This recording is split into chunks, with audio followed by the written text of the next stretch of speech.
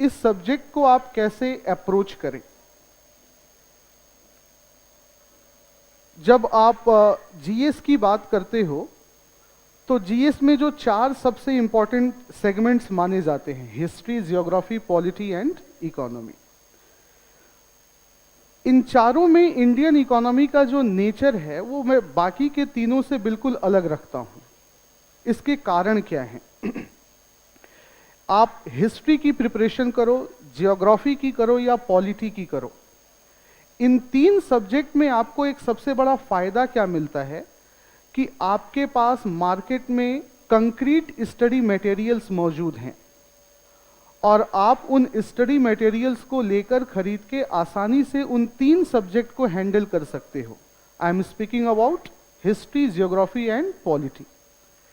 Indian economy के जो प्रश्न आपसे पूछे जाते हैं, जैसे जैसे हम आगे बढ़ेंगे मैं कुछ प्रश्नों को भी आपके सामने रखूंगा, तो आप देखेंगे और ये पाएंगे कि किसी एक पर्टिकुलर किताब से इंडियन इकोनॉमी को पढ़ के और इसे तैयार कर पाना, दैट इज जस्ट इम्पॉसिबल।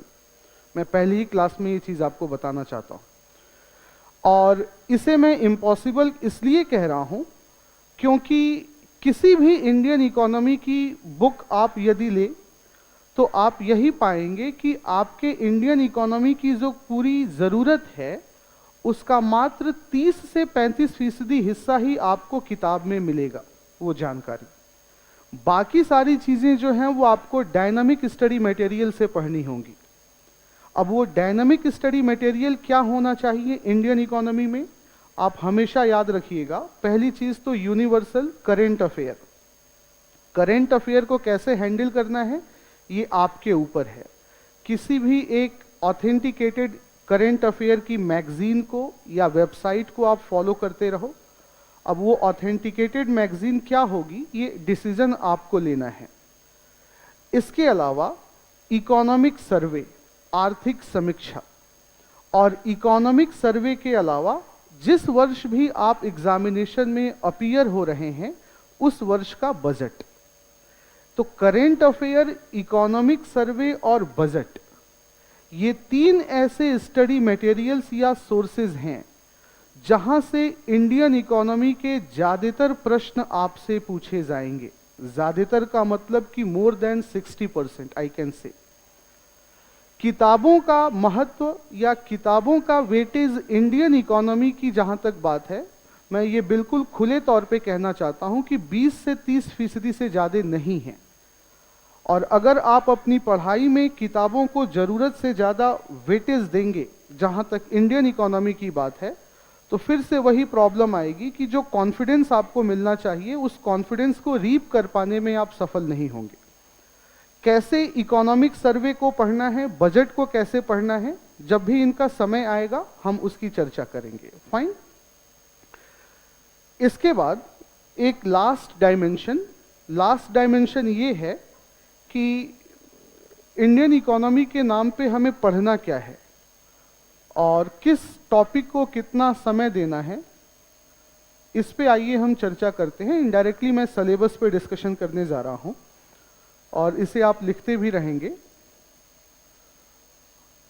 हालांकि मैं अपने हर एक बैच में इसकी जानकारी देता हूं। देखो, इंडियन इकोनॉमी का जो सिलेबस है, यूपीएससी ने बहुत स्ट्रेट फॉरवर्ड तरीके से सिलेबस आपके सामने रखा है। सारे टॉपिक्स को एक साथ मगअप करके सिलेबस में यूपीएससी ने मेंशन किया है, बट आप चीज़ों को बेहतर तरीके से समझ सकें इसलिए मैं क्या करता हूं, सारे टॉपिक को 2 भागों में डिवाइड करता हूं। कुछ टॉपिक ऐसे हैं जिनको मैं प्रीलिम्स ओरिएंटेड कहता हूं, प्रीलिम्स ओरिएंटेड इश्यूज या प्रारंभिक परीक्षा आधारित विषय। प्रारंभिक परीक्षा आधारित विषय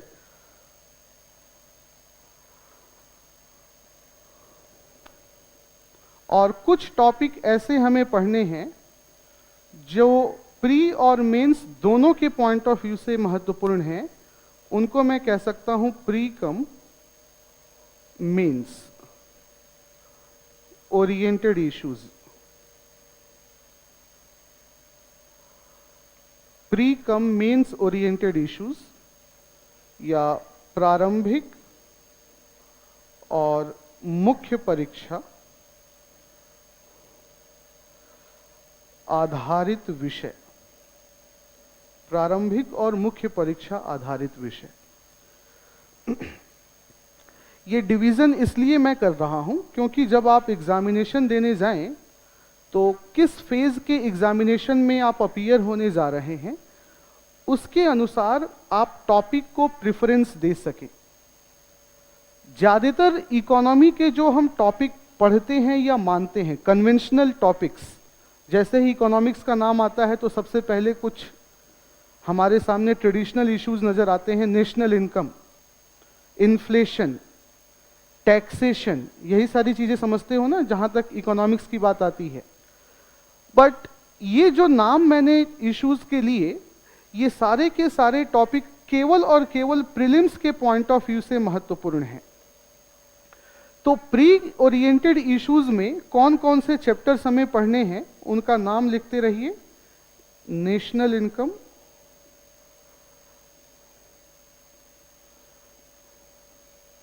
राष्ट्रीय आय,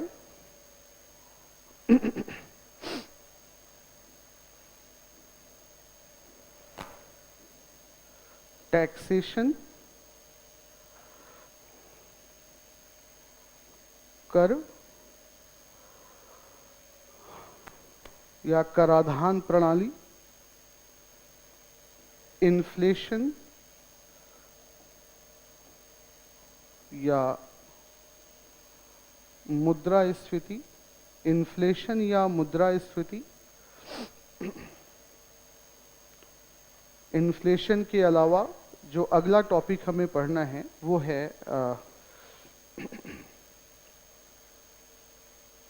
external sector of India, external sector of India, Bharat का बाह्य क्षेत्र, भारत का बाह्य क्षेत्र।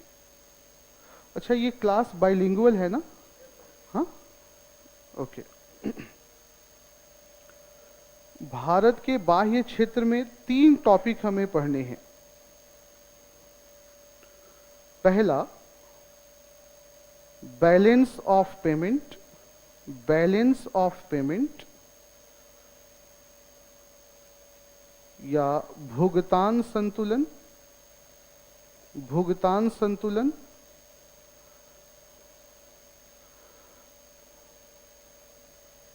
फॉरेन इन्वेस्टमेंट, फॉरेन इन्वेस्टमेंट, विदेशी निवेश, फॉरेन इन्वेस्टमेंट, विदेशी निवेश और currency exchange rate system, currency exchange rate system या मुद्रा विनिमय दर प्रणाली, मुद्रा विनिमय दर प्रणाली।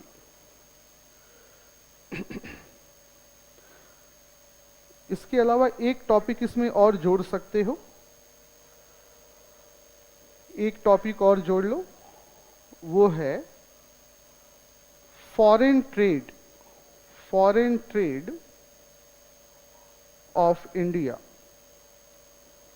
भारत का विदेशी व्यापार। चौथा टॉपिक जोड़ेंगे एक्सटर्नल सेक्टर में, भारत का विदेशी व्यापार, फॉरेन ट्रेड ऑफ इंडिया।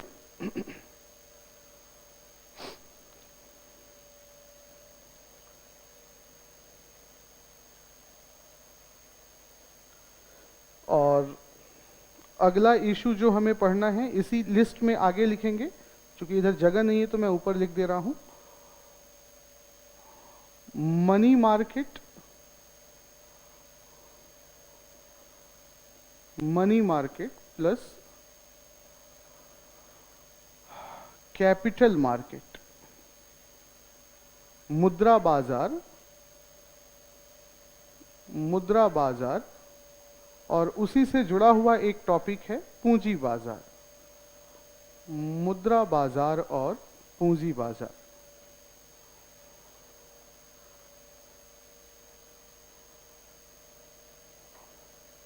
ये कुछ ऐसे टॉपिक हैं जो आपको केवल प्री पॉइंट ऑफ व्यू से पढ़ने हैं। अच्छा, इसका मतलब है क्या? प्री ओरिएंटेड इश्यूज का ये मतलब है क्या? जितने भी टॉपिक मैंने यहाँ पे लिखे हैं, जब भी आप इन चैप्टर्स को पढ़ें, आपका ज़्यादातर पर्पस ये होना चाहिए कि आप एक एमसीक्यू को अटेम्प्ट कर पाएं, दैट्स ऑल। बहुत ज़्यादा इन टॉपिक्स में रिसर्च करने की या किसी स्टडी मटेरियल को बहुत गहराई से पढ़ने की कोई ज़रूरत नहीं है। अगर आप इन टॉपिक्स पे एक लिमिट से ज़्यादा समय देते हैं, तो जहाँ तक मेरा एक्सपीरियंस है, you are wasting your time, आप अपने समय को बर्बाद कर रहे हैं। तो इन टॉपिक्स को प्री ओरिएंटेड कहने का मतलब यही है कि जब भी आप इन चैप्टर्स को पढ़ें, आपके पढ़ाई का तरीका कुछ ऐसा होना चाहिए कि आप एमसीक्यू प्रश्नों को अटेम्प्ट कर ले जाएं जो प्री में पूछे जाते हैं। रही बात दूसरे प्रकार के कुछ विषयों की जो प्री के पॉइंट ऑफ व्यू से भी इंपॉर्टेंट होंगे और उनसे आपसे मेंस में भी प्रश्न पूछे जाएंगे, आइए उनको देखते हैं। मैं अगले पेज से लिखता हूं इन्हें। प्री कम मेंस इश्यूज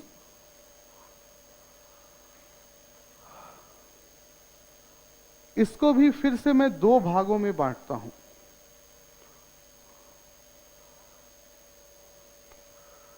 इसमें कुछ इश्यूज ऐसे हैं जिसको मैं सोशियो इकोनॉमिक इश्यूज कह सकता हूं,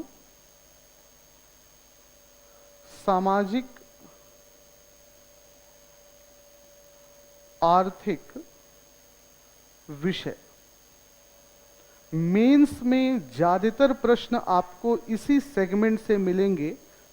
मैं पहले ही ये चीज़ आपके सामने कहना चाहता हूँ, ज़्यादातर प्रश्न आपको मेंस में इसी सेगमेंट से मिलेंगे। इसमें कौन कौन से सेगमेंट हमें पढ़ने हैं? तो सबसे इम्पॉर्टेंट है agriculture sector of India, Bharat का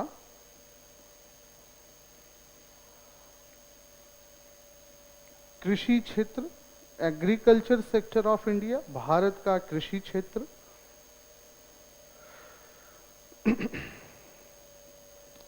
प्लानिंग इन इंडिया, भारत में नियोजन, भारत में नियोजन।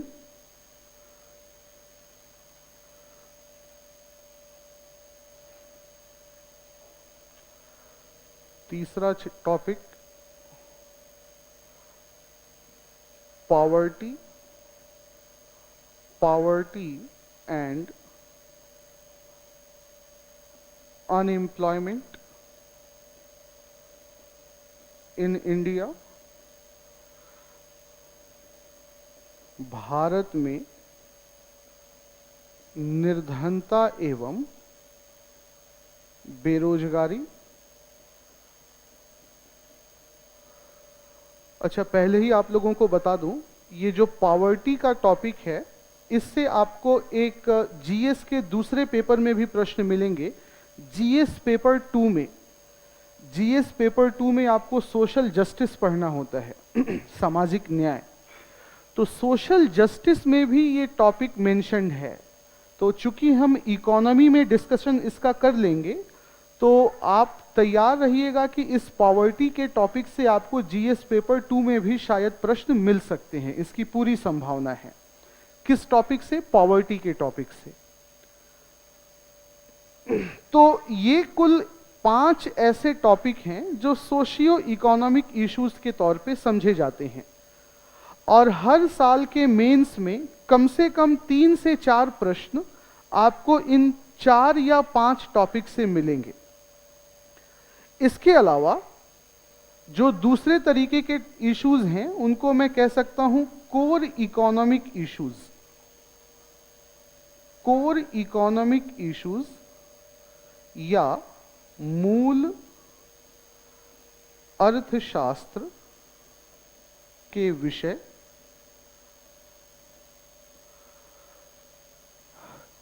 और इसमें हमें क्या क्या पढ़ना है? Budget,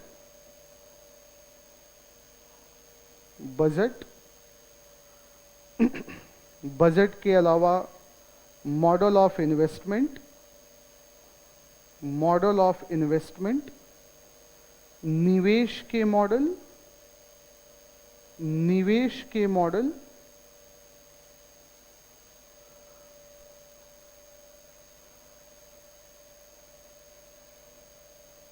LPG policy and industries, LPG नीति एवं उद्योग, एलपीजी नीति एवं उद्योग।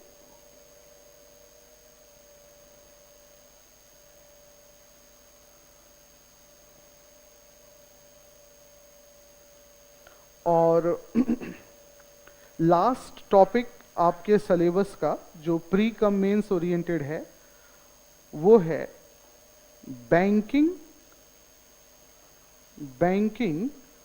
प्लस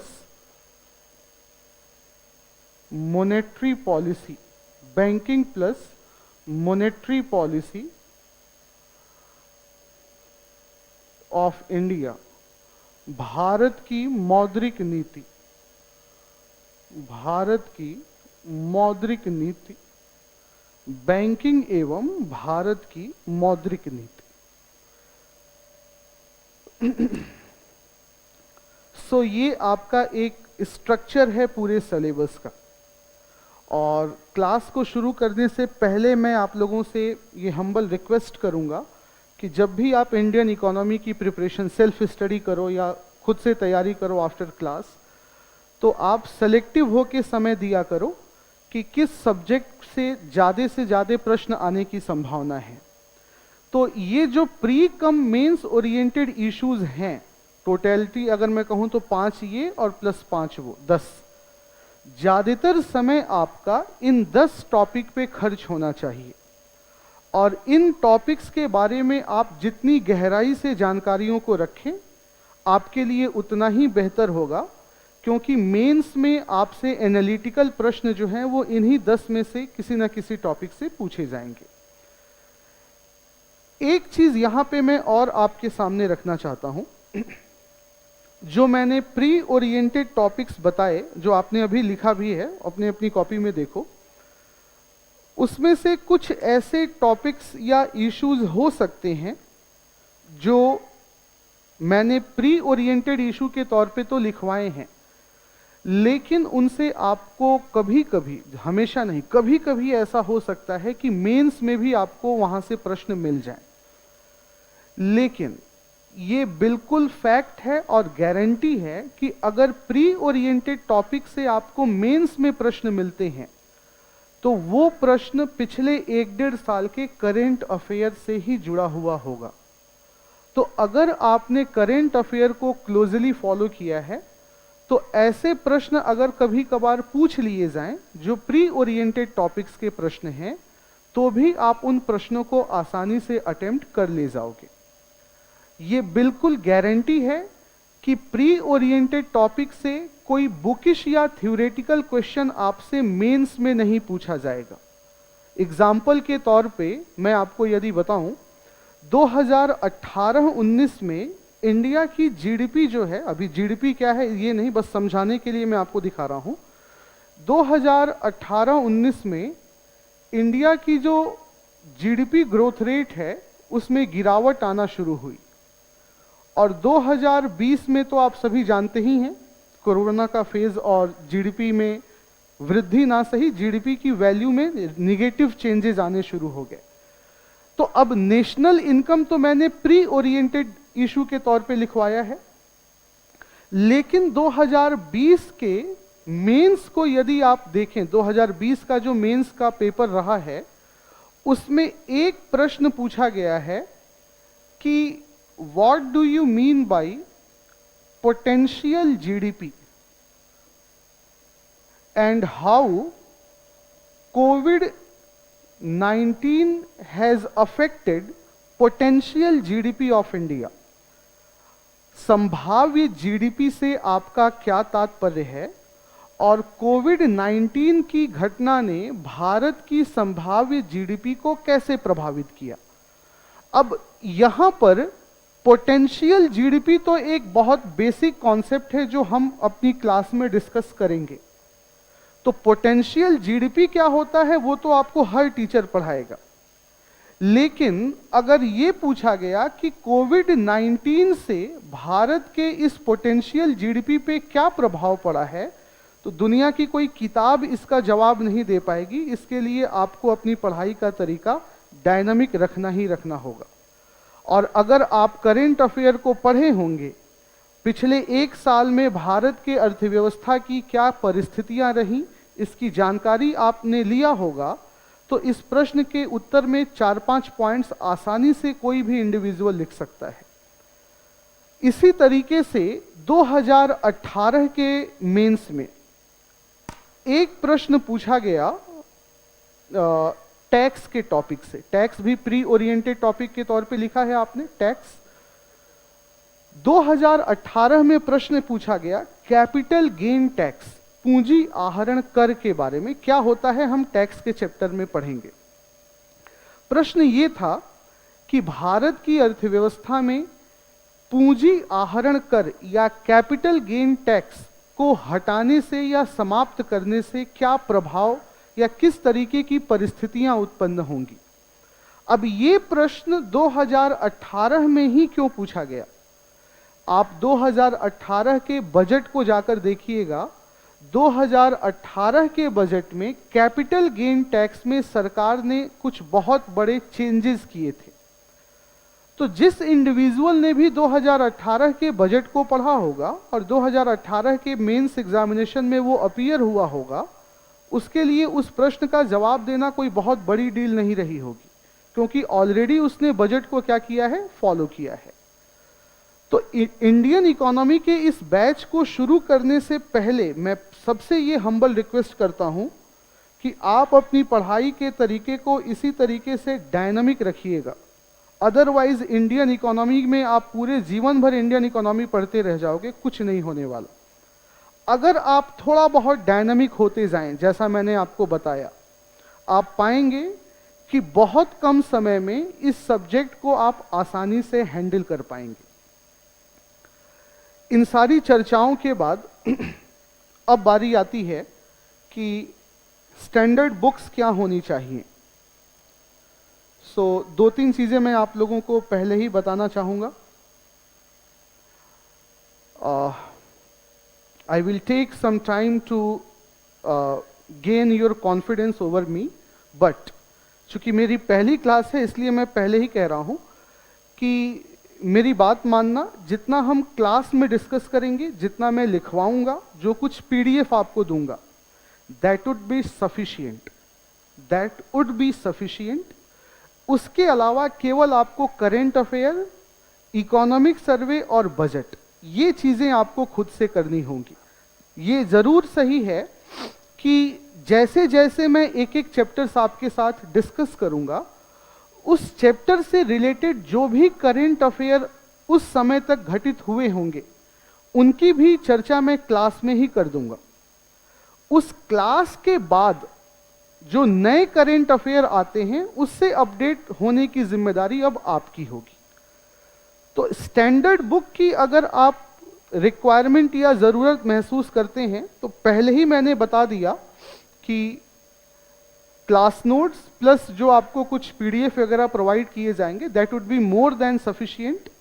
और अगर शायद आप 2 लोग प्रीवियस बैचेस के हैं, तो शायद आप लोगों को कुछ लगा होगा कि क्लास नोट से ही इस साल के मेंस प्री में जो भी प्रश्न पूछे गए, एक एक चीज़ें जो हमने क्लास में डिस्कस की थी वहीं से आई हैं। तो मैं इसीलिए कह रहा हूँ, पूरी जिम्मेदारी से कह रहा हूँ, इस प्लेटफॉर्म पे खड़े होकर कह रहा हूँ कि class notes would be sufficient, और क्लास नोट को ही जितनी बार हो सके रिवाइज करना। फिर भी स्टैंडर्ड बुक्स के बारे में अगर मैं आपको कुछ रिकमेंडेशन दूं, स्पेक्ट्रम पब्लिकेशन की किताब ले लो, इंडियन इकोनॉमी की।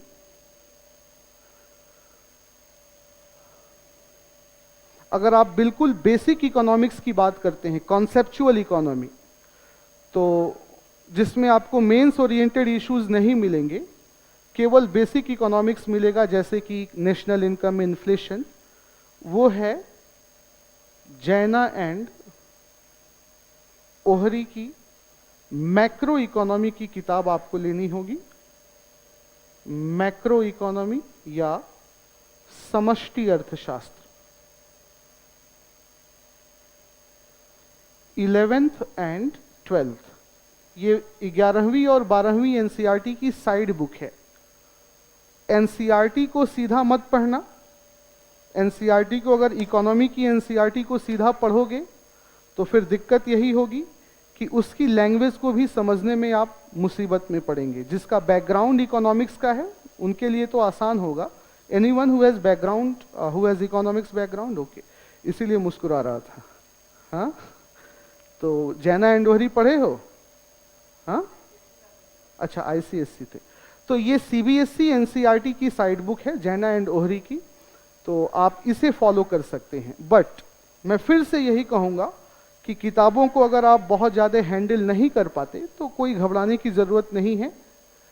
Our class discussion would be sufficient.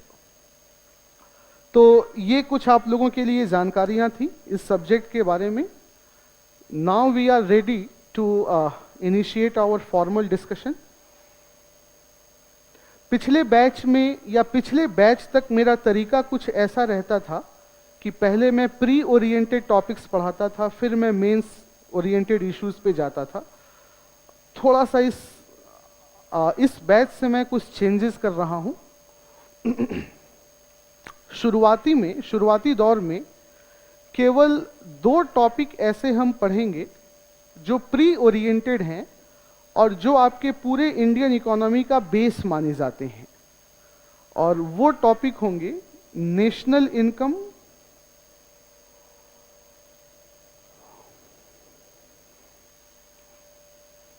Taxation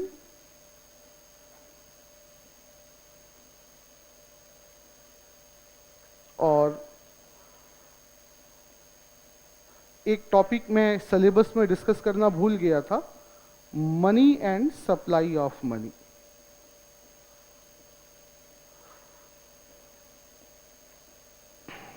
मुद्रा एवं मुद्रा आपूर्ति।